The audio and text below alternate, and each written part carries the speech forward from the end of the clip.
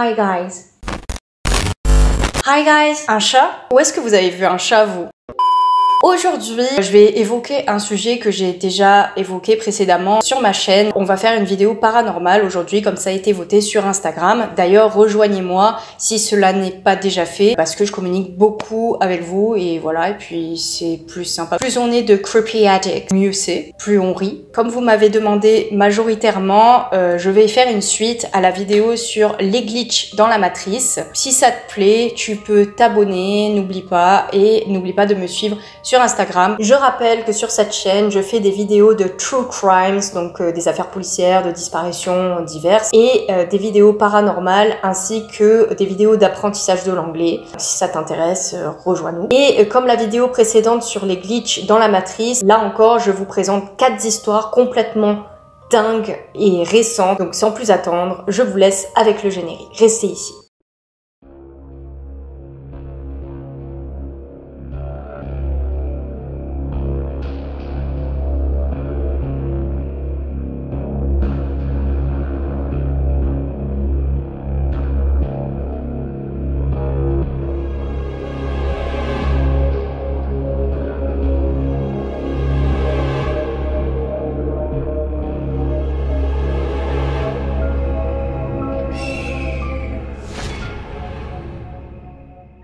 Bon, pour ceux qui ne sauraient pas ce que sont les glitches dans la matrice et la notion de matrice, je fais un rapide rappel. Donc si vous avez déjà vu mon ancienne vidéo sur les glitches dans la matrice ou que vous êtes familier avec ce terme, je vous propose de passer en fait ce moment. Je mettrai un petit repère pour que vous puissiez passer directement à la première histoire. Dans le monde de matrice, donc ce terme a été pris directement du film datant de 1999. Pour tous les 2000, je vous conseille fortement de voir ce film.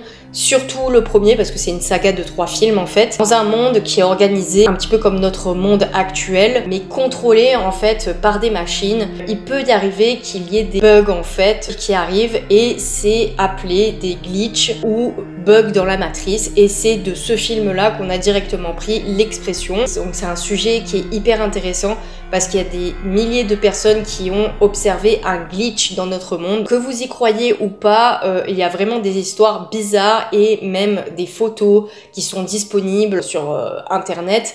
Que vous tapez glitch, vous allez avoir des centaines et des milliers de résultats avec plein de photos tout aussi troublantes les unes que les autres. Je vais vous en passer plusieurs.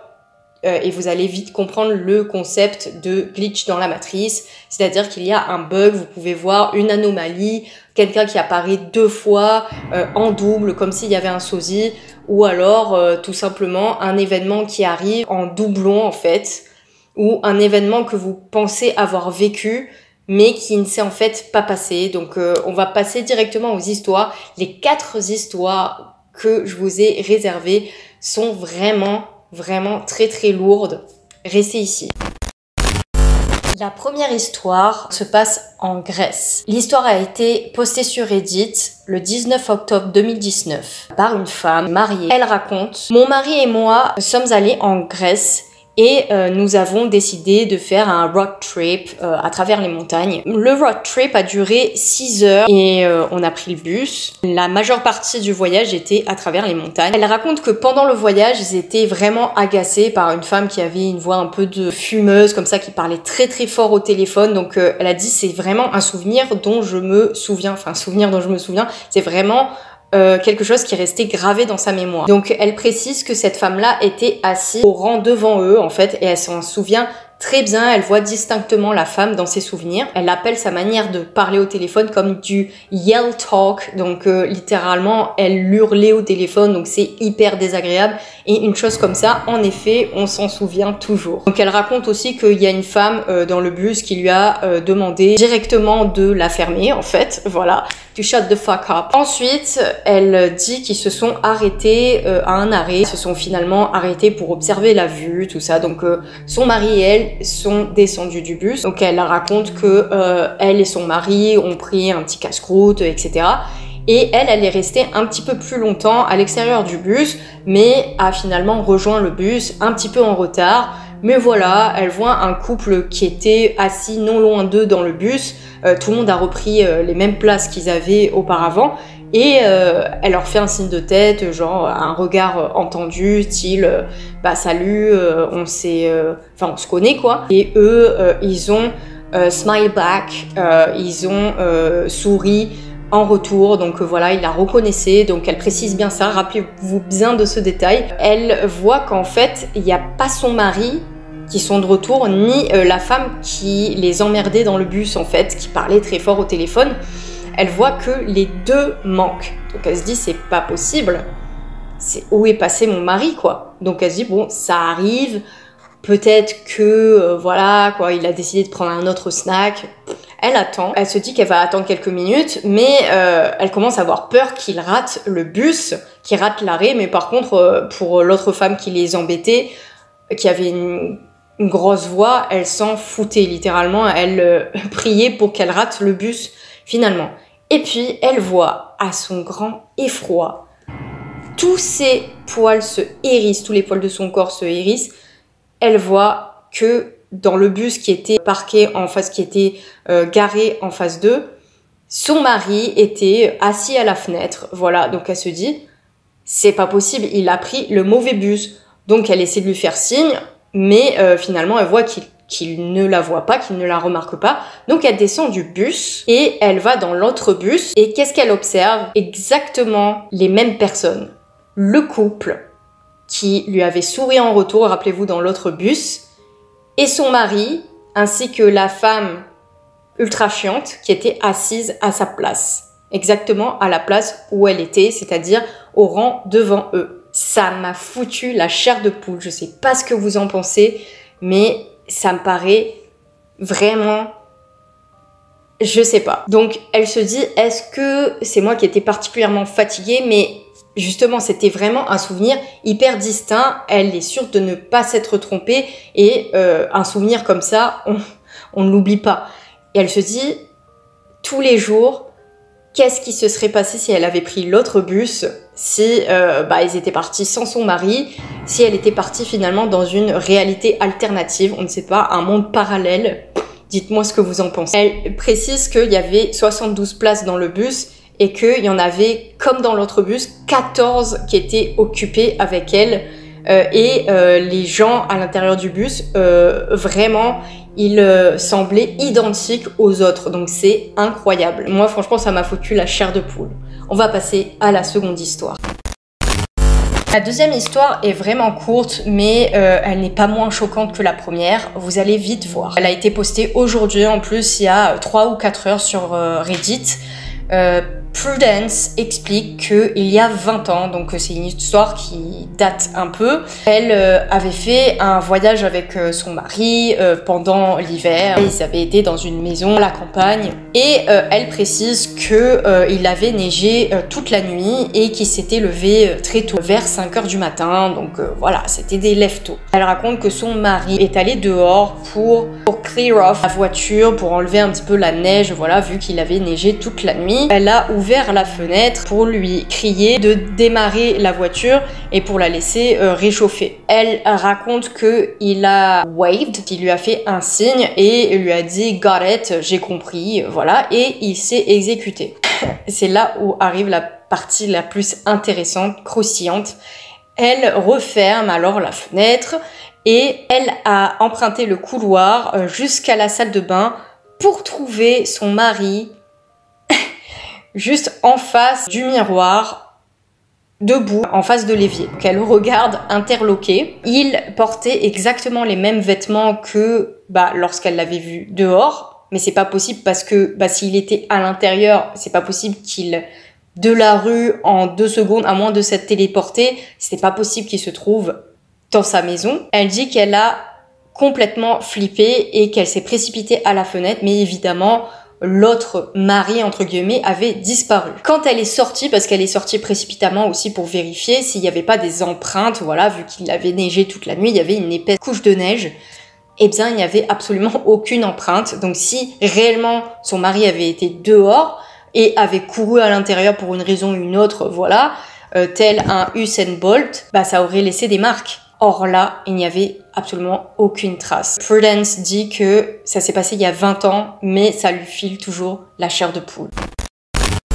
La troisième histoire que j'ai intitulée The Doctor s'est passée il y a 3 ans, donc vers 2016-2017. La femme qui explique l'histoire, donc c'était un post qui était en réponse à un autre post en fait sur Reddit. La question c'était What is the creepiest glitch in the Matrix you have experienced? Du coup, quelle est l'histoire la plus flippante sur un bug dans la matrice dont vous avez fait l'expérience? Dans une de ses réponses, une femme dit que lorsqu'elle était petite, elle avait l'habitude d'aller avec sa mère chez le médecin, donc c'était un pédiatre je crois, ou un gynécologue, et en fait elle se rappelle très très bien, donc souvenez-vous de ce détail. Elle disait que le docteur se trouvait au 5e étage et que au 5e étage, il trouvait à chaque fois une secrétaire qui s'appelait Allison et qui était très reconnaissable parce que très souvent elle la gardait, elle était hyper sympathique avec elle, elle lui lisait des histoires et elle riait à chaque fois lorsque elle et sa mère jouaient à Knock Knock, vous savez le jeu Toc Toc, qui est là? C'est Marilyn Carotte. Du coup, donc elle dit des années plus tard, lorsque je me suis mariée et que je suis tombée enceinte, ma mère m'a recommandé ce médecin, donc voilà, qui se trouvait à Austin, j'ai oublié de préciser, et qui se trouvait voilà, dans un immeuble au 5e étage. Mais quand elle s'y rend, elle se trouve face à un problème, c'est-à-dire que je vous avais dit que c'était au 5e étage, et elle voit que dans l'ascenseur, il n'y a que 4 étages. Donc elle se dit, bon, c'est un petit peu bizarre, mais peut-être que finalement je me suis trompée, dans mes souvenirs ça s'est un peu embrouillé, c'est peut-être au 4e étage après tout. Donc dernier étage de cet immeuble, elle se dit j'ai retenu dernier étage, donc peut-être que c'était 4e comme 5e étage, enfin voilà. Et elle va au 4e étage, et là, encore une fois, aucune trace de ce médecin, et elle pose la question, elle demande, oui, voilà, j'avais rendez-vous avec tel médecin, et là, on lui dit que, non, ce médecin n'existe pas. Ok. Elle demande, Allison, du coup, elle dit son nom, donc elle dit que c'était Allison Wonderland, un truc comme ça, donc un nom hyper reconnaissable, quoi, pays des merveilles, ok. Et aucune trace, donc ils se disent, bon, on va regarder les certificats de naissance. Donc elle regarde le certificat de naissance de sa mère et son certificat de naissance, et là, à ce moment-là, elle voit qu'il y avait écrit Attending Physician. Que s'est-il passé? Où est passé ce 5e étage? Où est passée cette personne-là? Elle dit que c'était exactement cet hôpital parce que c'était le même parking en fait. Ce médecin n'a jamais existé. Ce médecin qui l'a fait naître en plus, il n'y a même plus trace de son nom, même sur son certificat de naissance. Donc c'est vraiment ultra bizarre. Donc elle dit, un de mes souvenirs d'enfance les plus vivaces était en fait faux. Que s'est-il passé en fait? Et le problème, c'est qu'elle dit, c'est pas seulement moi qui ai ce souvenir, mais c'est aussi ma mère et mon frère qui se rappelaient très très bien du médecin et d'Allison. What happened? Alors la 4e et dernière histoire est un peu plus longue que les autres, mais pour moi, c'est la plus dingue des 4. Vous allez vite comprendre pourquoi. Comment on va appeler ce gars-là? On va l'appeler David. Donc David dit qu'il y a 12 ans, il est sorti avec une fille qui s'appelle Anna, qui était meilleure amie avec une fille qui s'appelait Michelle. Donc il a été introduit à elle par le biais de Anna. Donc voilà, ils étaient amis tous les 3. Ça s'est passé lorsqu'il était au lycée. Et il dit que lorsque ils ont été au college, donc à l'université, ils se sont complètement perdus de vue. Donc voilà, donc il dit que jusqu'à maintenant, il n'avait aucune nouvelle des 2 filles et il avait laissé tomber. Enfin, c'est des choses qui arrivent dans la vie. Il n'y pensait pas jusqu'à un jour, il raconte qu'il était en train de traverser une rue et il tombe sur Michelle. Donc, voilà, hein, réaction normale lorsqu'on voit une connaissance d'il y a très longtemps, c'est « Ah, salut, comment ça va? Qu'est-ce que tu deviens ?» Donc c'est exactement ce qu'il fait. Il dit « Écoute, comment ça va? Et Anna, comment elle va ?» Et là, Michel ne semble pas le reconnaître en fait. Donc il se dit « Bon, c'est peut-être, voilà, c'est le temps, peut-être que j'ai changé, elle a changé, etc. Tout le monde a changé. » Et en fait, il commence à lui donner plus de détails, hein, voilà, il donne son nom, son prénom, il dit à quelle école il a été, et elle dit qu'en effet, elle a été à cette école, mais qu'elle se souvient plus de lui. Donc bon, il est un petit peu hébété, mais il continue, il lâche pas l'affaire, David. Et elle dit bah écoute, j'ai aucune idée de ce dont tu parles. Je sais pas, j'ai aucun souvenir de toi. Désolée, mais voilà, on s'est pas fréquenté. Donc bon, David insiste. Et là, cette fois-ci, Michelle explose de colère et dit Who the fuck are you? Donc quitter, voilà, clairement, elle le prend pour un stalker qui essaie de prendre contact avec elle. Donc du coup, bah, elle s'en va, laissant David en mode bah, qu'est-ce qui vient de se passer? Mais il se dit que après tout, peut-être qu'elle a eu un accident qui lui a fait perdre la mémoire. Vous savez, plein de choses peuvent arriver en 12 ans. Donc il laisse tomber. Donc, arrivé chez lui, qu'est-ce qu'il fait? Il recherche trace de Anna pour voir si effectivement elle se souvient de lui, parce que c'est un petit peu bizarre quand même cette histoire. Donc voilà. Donc finalement, il réussit à retrouver sa trace grâce aux réseaux sociaux. Merci Facebook. Il dit que elle lui passe son numéro et il s'appelle. Et là, quand il lui parle du fait qu'ils sont sortis ensemble, qu'il a daté pendant 3 ans, bah là, elle commence à exploser de rire. Elle dit mais qu'est-ce que tu racontes? Moi, pendant 3 ans, j'étais avec un gars qui s'appelait Mike. J'ai jamais été avec toi. Donc là, David est encore plus perdu, est encore plus perplexe. Qu'est-ce qui arrive? Donc on dirait que c'est un complot contre lui. Ni Anna ni Michelle ne se souviennent de lui, ou alors prétendent qu'elles ne se souviennent pas de lui, et le laisse comme ça, comme un con. Il insiste, et bah Anna, comme Michelle, se met en colère. Elle dit écoute, voilà quoi, bye, et elle lui raccroche au nez.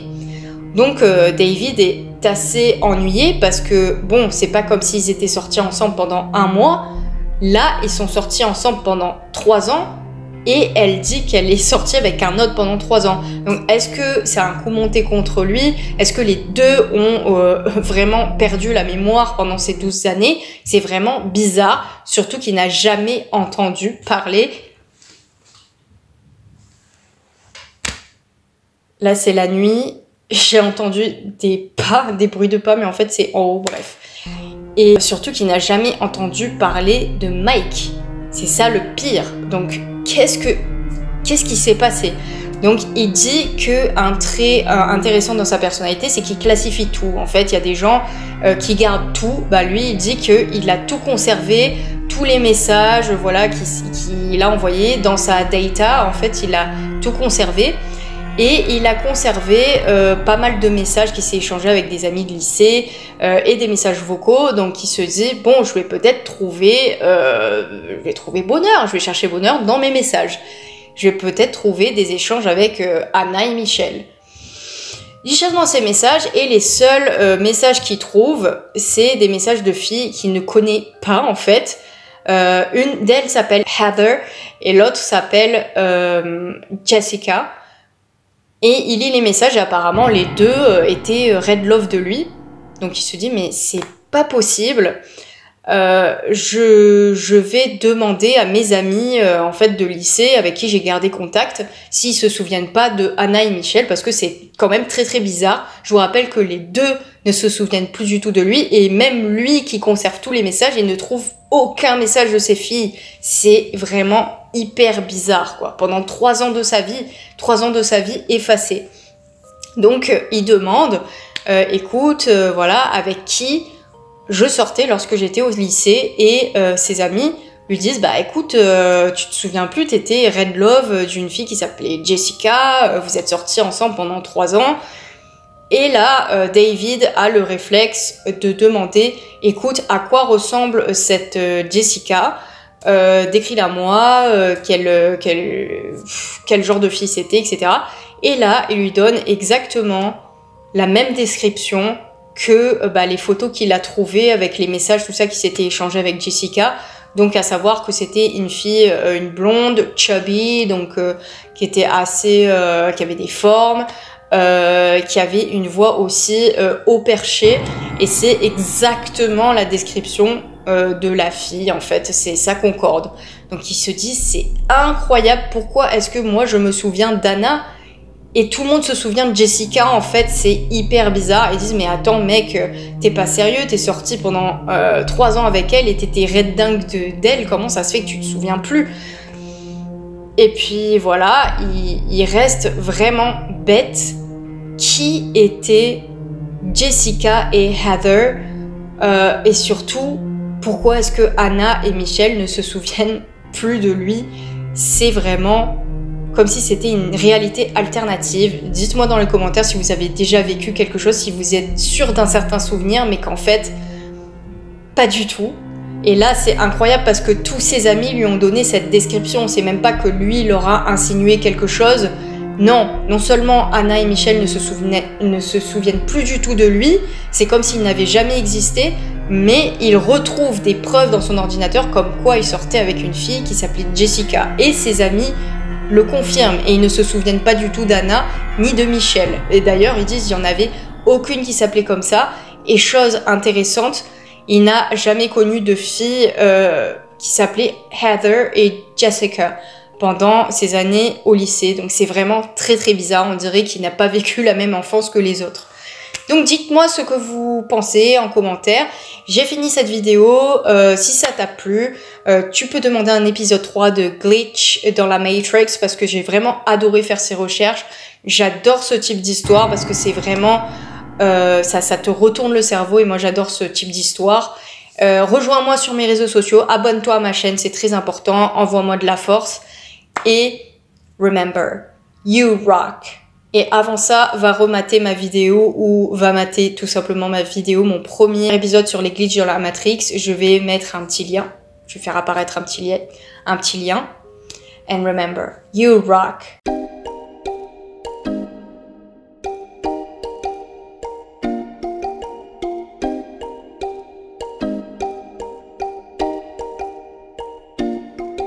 We've been walking through the forest with blood on our hands. We got lost in such a foreign land.